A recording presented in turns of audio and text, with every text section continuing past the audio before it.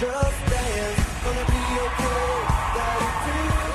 I'm gonna take my horse to the old town road. The Masked Singer is back, the celebs are bigger than ever, and the clues are even harder. Welcome to ET's Masked Singer After Show. I'm Charlie O'Keefe. And I'm Deidre Behar. Listen, we're here to guide you through all the singing and all the secrets. Think of us as your singing detectives. Yup, we'll be revealing all the stars as they come along throughout the season, and we'll be giving you hard-hitting theories on all the clues in each episode. Let's get right into it. On the Season 2 premiere, we met 8 masked celebs, and sadly, 2 went home. The first, the egg.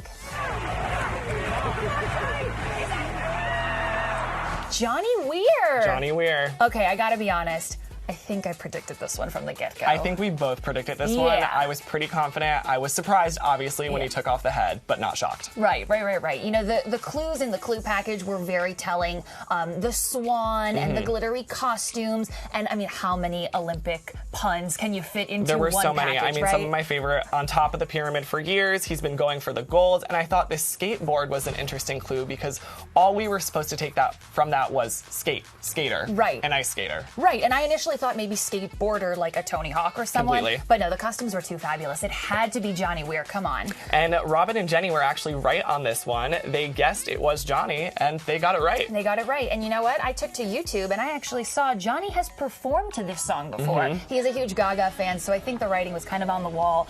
Job well done, Johnny. Completely. Better next time. Next up, we said goodbye to the ice cream.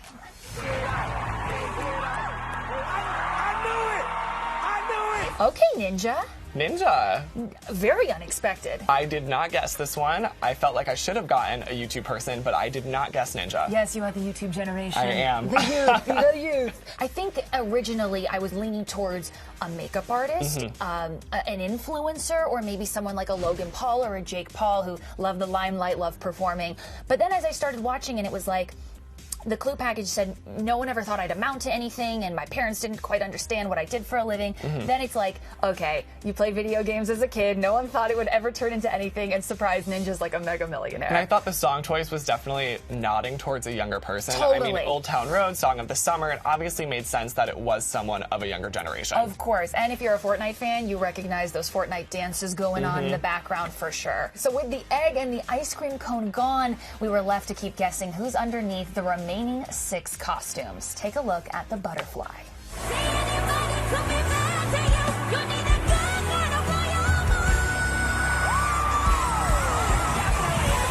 All right, listen.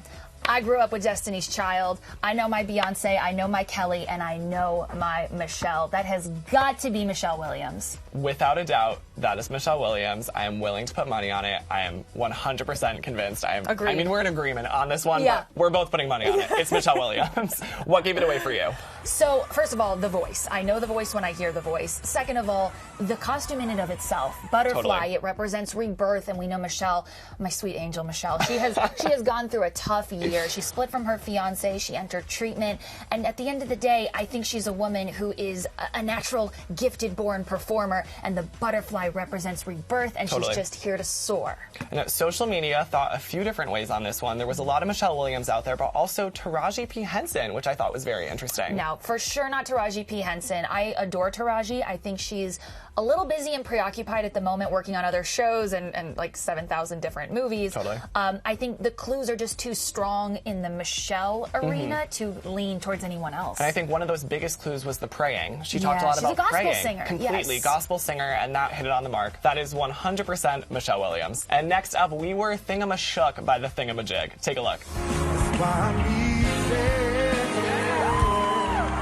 Hard for me to guess this one at first, but then once I hit the Google, I started to piece together, this has got to be Wayne Brady. Completely. Do you think it's Wayne Brady? I think it's Wayne Brady. I've seen him on Broadway, actually, in Kinky Boots when he was in that about 2 years ago. So and you know I the could voice. recognize that voice 100%. I mean, it's so interesting you bring up Kinky Boots, because I think when people think of Wayne Brady, you think of Let's Make a Deal, and you think of like comedy and stand-up specials. Totally. I don't necessarily associate him with Broadway, but the number 4 was in his clue package, and if you take a look on, what is it, Playbill.com. Playbill.com. He has done 4 runs on Broadway, so that's a huge clue. And then also the outfit that the thingamajig is wearing, it looks like Wayne Brady hand-designed that himself. I bet you he has a replica of that in his own closet. The guy loves plaid. He lives for plaid. So I feel like there's a lot of clues that are very heavy-leaning Wayne Brady. I think even we saw a candle in that clue package. It was number 4 on a cupcake. Yeah. Did a little digging there as well. He has 4 Daytime Emmy Awards, which could be nodding at that. 4 Broadway runs, 4 Daytime Emmy Awards. I think all clues are pointing towards the man in the suit being Wayne Brady. I love it. All right, get ready to rack your bones over this one. Meet the skeleton. Hip, hip, hip, hip, hip, hopper, you don't stop.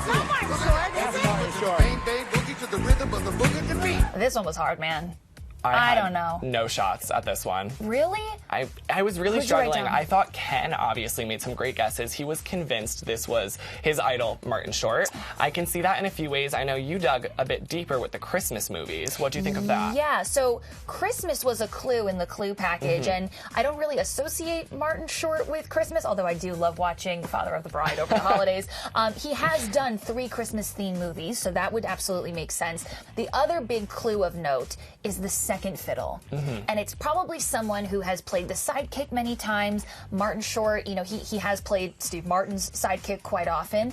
And also, I did some digging on this. He was in the show Mulaney in 2014, and actually a reporter asked him, you know, are you ever annoyed playing second fiddle to someone? And Martin Short, just always so diplomatic and lovely. He goes, I just love being an actor, so I just love being able to do what I get to do. I don't really care if it's the first in command or the 7th, you know? And there were some clues that I couldn't quite pin. I don't think you got them as well. We saw a ring of keys in the clue package, as well as the iconic phrase, party on. Right, so then did you start thinking Dana Carvey? I did, so that could be an option there. I think the judges might have thrown it around as well, but Ken is set on Martin Short, and for the moment, until we get more clues, I'm saying Martin Short as well. I'm set on Martin Short 3rd, yes. All right, let's move on to the Ladybug. Again, pretty stumped on this one. I was stumped, but I did a little more digging. Yeah. I mean, that voice definitely sounds familiar, but I think we both struggled pinning it to a specific person. The clue package gave away a few things. We saw a TV show set, which was very interesting. Born into the Limelight was the biggest. Who were you thinking in terms of reality families? Okay, so my first guess was Brandy Cyrus, someone who has been born into this famous family, maybe has kind of lived in the shadow of her sister for a minute. Also, similarly, famous family and Southern. There's a Southern accent there. Jamie Lynn Spears. Totally. Right? Plausible? Plausible. I think it could be Jamie Lynn. I'm not set on the accents. I think they might be using them to throw us off a little bit this season, so I'm not pinning anyone to something specific because it might be a voice-changing mic at this point. It could be. So who are you leaning towards at the moment? I'm leaning towards Kelly Osbourne. Oh, that's a good one. I think it could be Kelly. I did a little digging on YouTube, found some videos of her singing. That voice sounds very, very familiar.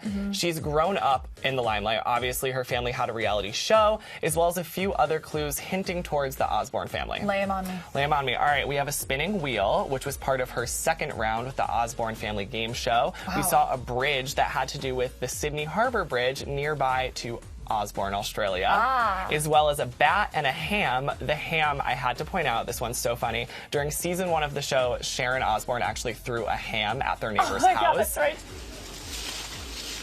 It's a little subtle, but it makes sense. I'm pinning it on Kelly Osbourne.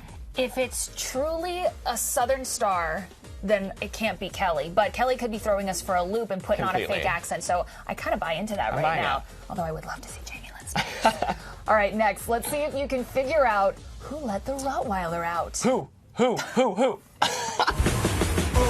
here she comes. Watch out for she'll chew you up. All right, this is someone who is obviously very swaggy. We're led to believe that this is someone in the sports world. There were so many references to, you know, a Super Bowl ring and the pigskin and the Friday Night Lights. But then as soon as the Rottweiler took the stage, my goodness, like Nicole said, one of the best vocals we have ever heard on this show since the show started. Completely. I mean, the voice was there. There's no question about it. This person is a singer, and if they aren't a singer, they need to get on it and give us a #1 hit. Because 1000%. amazing, amazing vocals, and it's definitely making it a lot harder to pin it on someone connected to football or sports that we've never heard perform. I think it could be, so the song is interesting. Man Eater, it's a song from, you know, decades past. I don't necessarily think a younger person would pick this song, so I'm going to think it's someone like New Kids on the Block. It could be like a Jordan Knight or a Joey McIntyre. But then I started thinking, like, could it be like a Randy Jackson? I could see it. I definitely think the boy band swagger was there. They have such a Specific way of walking. Walking on the stage. It was definitely a part of that, and I think it could be a breakout boy band member. Oh, God, I would love to see some Jordan Knight up there. And, of course, lastly, the tree, but specifically a Christmas tree.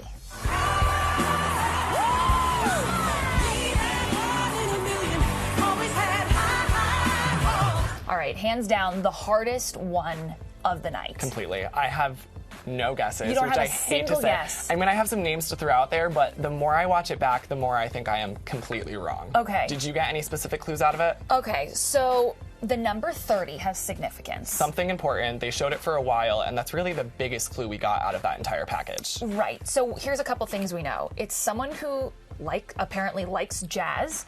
Someone who has an affinity for cooking.